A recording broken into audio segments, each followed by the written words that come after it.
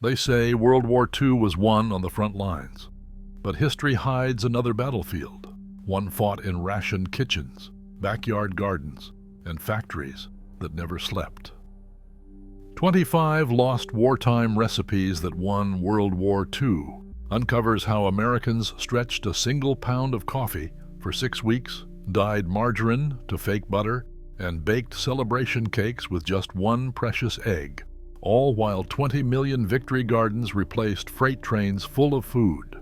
The official story credits tanks and airplanes, but without these vanished recipes and the women who engineered them, the war effort would have ground to a halt. So, how did everyday meals become America's secret weapon? Home front kitchens became laboratories of illusion, where the rules of flavor and texture bent to the will of ration stamps and creative hands. Coffee, once a daily comfort, shrank to a memory, just 1 pound per person every 5 or 6 weeks after November 1942. Housewives learned to stretch every spoonful, brewing weaker pots, saving grounds for a second run, or blending in roasted barley and chicory. Some called it Roosevelt coffee, a brew thin as hope, but poured with ceremony, still marking the start of a day. Butter faded from tables, replaced by something pale and anonymous. Oleo margarine. It arrived white as lard, sealed in waxed paper, with a tiny orange capsule tucked inside. Children begged to do the honors, pinching the bubble until it burst, then kneading the packet until the margarine blushed yellow, close enough to fool the eye and soften the disappointment. The ritual became a kitchen rite, a small rebellion against scarcity. Desserts, too, played tricks on the senses. Mock apple pie, famous for its sleight of hand, filled the house with cinnamon and promise. No apples, not even a slice. Instead, stacks of Ritz crackers stood in for fruit, layered with lemon juice, sugar, and a dusting of spice. Baked in a flaky crust, the pie emerged golden and fragrant, convincing even skeptics with its familiar snap and tart sweetness. Taste was memory. If you closed your eyes, you could almost believe. The chemistry of these substitutions was more than thrift. It was a kind of kitchen alchemy, coaxing satisfaction from what was left on the shelf. Ration stamp limits dictated the rules, but the home cook rewrote them with every cup of coffee stretched, every pat of margarine colored, every pie conjured from crumbs. In these small victories, the home front found its own brand of morale, proof that ingenuity could sweeten even the leanest years. Beef ration points sat highest on the wartime scale, turning every trip to the butcher into a calculation. Sirloin steak cost 12 points a pound, nearly a fifth of a family's monthly allotment. Hamburger, a humbler cut, asked for half that. But the real secret weapon was economy loaf. Housewives learned to stretch a pound of ground beef with oats, breadcrumbs, and grated carrots, binding it all with a single egg and baking it into a loaf that could feed 6. Organ meats, liver, kidney, tongue, were assigned fewer points, so they found their way into the mix too, tucked between layers of onion and potato, seasoned with whatever herbs hadn't been rationed away. Each slice was a lesson in resourcefulness. The loaf held together not just with meat, but with the science of substitution. Breadcrumbs and oats absorbed juices and fat, keeping the loaf moist and satisfying. Carrots added sweetness and color, their flavor mellowing in the oven. Some cooks swapped in beans or lentils, guided by USDA pamphlets, promising complete protein when grains and legumes were paired. The result was a dinner that filled plates and bellies, even when the meat ration had run out days before. Celebration, too, had its own recipe. The one-egg victory cake became a staple for birthdays, homecomings, and even Sunday suppers. With eggs and butter scarce, the cake relied on corn syrup or honey for moisture, and a single, precious egg for lift. Housewives creamed shortening with sugar, beat in the egg, then alternated milk and flour, folding in a spoonful of vanilla. Baked in a square pan, the cake emerged golden and fragrant, ready for a dusting of powdered sugar or a smear of homemade jam. Even with substitutions, the crumbs stayed tender, the flavor sweet enough to make a child smile. These recipes were more than thrift. They were morale, sliced and served at the kitchen table. Each economy loaf kept ration points in reserve for another week. Each victory cake marked a moment worth remembering, proof that celebration could survive on a single egg and a little ingenuity. In kitchens across the country, mothers became strategists, coaxing satisfaction from what the ration book allowed, and teaching a generation that abundance could be measured in creativity as much as in ounces of beef or cups of sugar. Backyards, vacant lots, and city rooftops. By 1944, more than 18 million American gardens pulsed with a single purpose: feed the nation from home soil. The numbers tell their own story. Victory gardens produced between 8 and 10 million tons of food at their height, supplying 40% of all fresh vegetables eaten in the United States that year. This wasn't a hobby or a footnote. It was a second harvest running in parallel with industrial agriculture, and it turned neighborhoods into supply lines as vital as any rail yard or port. Every carrot, bean, and cabbage grown at home carried more weight than its size. The real payoff came in what didn't have to move.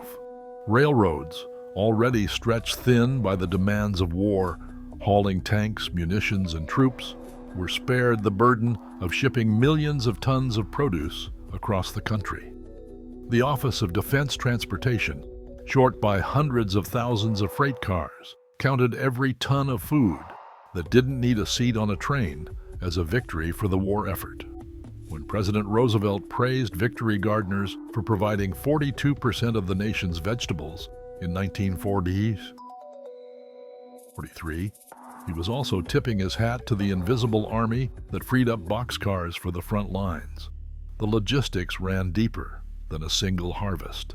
Home canning surged alongside gardening. Americans bought over 315,000 pressure cookers in 1940 alone, compared to just 66,000 the year before.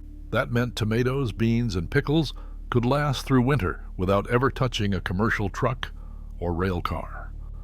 Each jar on a pantry shelf represented one less shipment needed from California or Florida, one more freight car available to move steel or wheat to the coast. The government's own pamphlets spelled it out. Grow what you can, preserve what you grow, and keep it off the rails. Children carried baskets of beans before school. Mothers boiled jars long into the night, and fathers measured out seed packets with the seriousness of ration stamps. In cities, the smallest plots, sometimes just a strip of dirt by the stoop, could yield enough greens to make a difference. In the countryside, 4-H clubs and farm families pushed their gardens to industrial scale, producing more on their own land than many commercial farms. The collective result was a food pipeline that ran from backyard to dinner table, bypassing every bottleneck that threatened the nation's supply chain. The impact rippled far beyond dinner. Each ton grown at home meant fewer hands needed in the fields, more rail cars for war cargo, and a little less pressure on the rationing board. Victory gardens didn't just fill plates. They cleared tracks, freed trucks, and kept the machinery of war in motion. In a time when every resource was measured and every mile counted, the humble backyard plot became a lever that moved the nation. Canning jars lined pantry shelves like a second harvest, each one a promise against the lean months ahead. The rhythm of summer, snap, slice, boil, became the soundtrack of resilience as families learned to bottle time itself. Sugar, once poured with a free hand, now measured by the spoonful.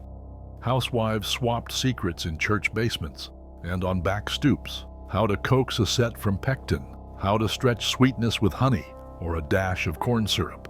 The government's bulletins landed on kitchen tables, full of charts and diagrams explaining how to turn a glut of tomatoes or beans into a winter's worth of meals. By 1943, more than 315,000 pressure cookers had been sold, 5 times the number from the year before, transforming kitchens into small-scale factories. Children took their turn, washing jars, shelling peas, and running baskets from garden to sink. The air thickened with the scent of dill and vinegar, hot syrup, and steamed fruit. Low-sugar jams became a badge of ingenuity, using tart apples or powdered pectin to make the fruit gel, while honey or even saccharin filled in for rationed sugar. Victory garden yields, cucumbers, beans, cabbage, were packed into brine or layered with salt, destined to become pickles or kraut that would last until spring. Every jar sealed was another meal secured, another day that wouldn't depend on what the stores could spare. The canning mother became the quiet engineer of home front nutrition. Her ledgers tracked not just what was put up, but what would be needed to last through March or April. She taught neighbors how to test seals, how to avoid botulism, how to swap jars when glass was scarce. In some towns, canning circles pooled pressure cookers and shared the long hours of watching gauges and timing batches. The result was a network of preserved food, beans, tomatoes, jams, relishes, that flowed from backyards to pantries, from one family to the next, filling gaps left by ration cards and empty shelves. This wasn't just thrift, it was insurance. Each jar cut one more link from the crowded rail lines, freeing freight cars for tanks, wheat, or munitions. The food pipeline ran straight from backyard to basement, bypassing bottlenecks and shortages. By winter, the fruits of summer, bright peach halves, green beans, snapped and packed tight. Rows of crimson beets waited in the cool dark, proof that science and community could outlast any season. In the hands of the canning mother, summer didn't end with the first frost. It stretched on, one sealed jar at a time. Richmond Shipyard No. 3 never slept, and neither did its cafeteria. Long after midnight, the line still snaked out the door. Ship fitters, welders, riveters, all clocked in for the graveyard shift. At 1:45 in the morning, a welder in heavy denim wiped his hands and cradled a bowl of hot stew, steam curling into the fluorescent light. For him, this was breakfast, lunch, and dinner rolled into one, a meal eaten standing up 10 minutes before the next hull plate needed to be set. The cafeteria's rhythm matched the shipyard's relentless pace. Doors opened for the first shift at dawn and didn't close until the last whistle blew the next day.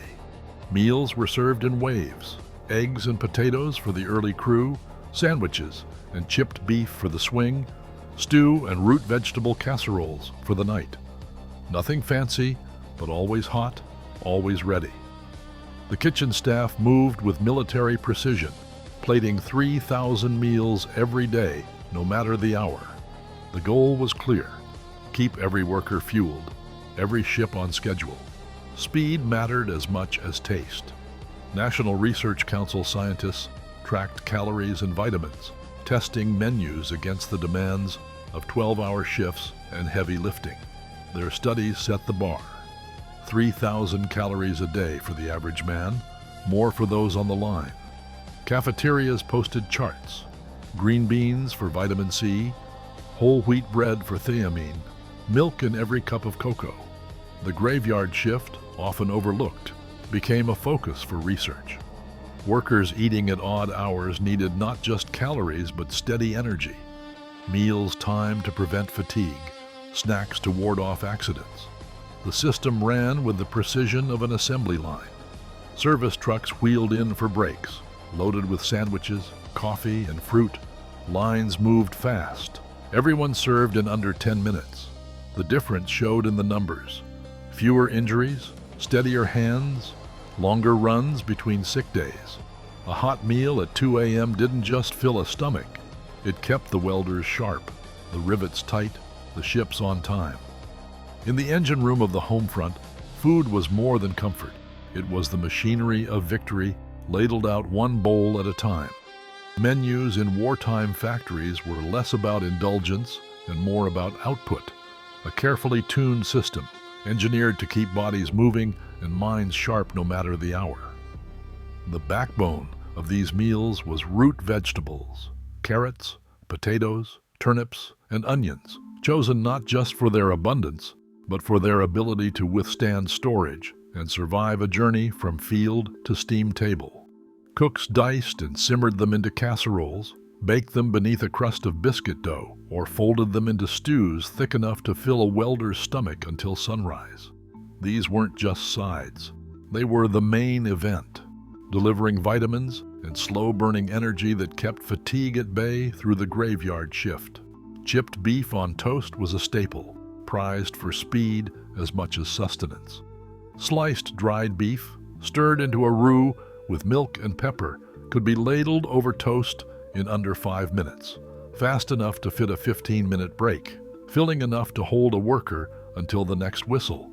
Sandwiches, too, were built for endurance. Whole wheat bread for thiamine, a spread of peanut butter or cheese, sometimes a slice of canned ham if the ration board allowed. Every menu item was a calculation, measured not just in calories, but in how long it could keep hands steady on rivet guns and eyes clear at the assembly line. Lunches became portable by necessity, packed to survive a 10-hour shift in a metal pail or paper sack. Women working swing shifts at the plant slipped hard-boiled eggs, apple slices, and slabs of oat bread into waxed paper, learning to eat standing up or between machine cycles. Cafeterias offered hot soup and cocoa for those who could sit. But the real innovation was in the lunchbox, the rise of meals that could be eaten cold, in motion, and on a schedule that paid no mind to sunrise or sunset. These habits outlasted the war, changing the American workday and the way families thought about meals for decades to come. Menus weren't just about nutrition. They were about morale and momentum. A bowl of vegetable stew at 2 a.m., a slab of cornbread with a smear of apple butter, a cup of coffee poured strong and black. Each was a promise that the shift would end, that the work would matter. The National Research Council's studies filtered down to the line as chalkboard charts: green beans for vitamin C, milk for calcium, bread for energy, reminding workers that every bite was part of a larger machine. In the hands of cooks and nutritionists, food became another tool of production, invisible, reliable, and essential. This was the hidden engine of victory, built not just in factories, but in kitchens and lunchrooms, one meal at a time. By 1944, more than 15 million Victory Gardens produced close to 40% of America's fresh vegetables, a scale confirmed by USDA records. Factory cafeterias like Richmond Shipyard No. 3 never closed, serving hot meals to every shift, day and night. Documents from the National Research Council show that nutrition planning for graveyard workers directly impacted productivity and safety. Wartime recipes like the one-egg victory cake and economy loaf were not only solutions to rationing, but also engines of morale and endurance. Despite extensive archives, the full scope of private recipe adaptations and unrecorded community innovations remains unknown. Still, evidence shows that home-front food ingenuity freed vital resources, sustained families, and changed American eating patterns long after 1945. The record is clear. Victory was built not just in the factories and fields, but at kitchen tables across the country. These recipes were more than meals. They were the hidden machinery of American resilience.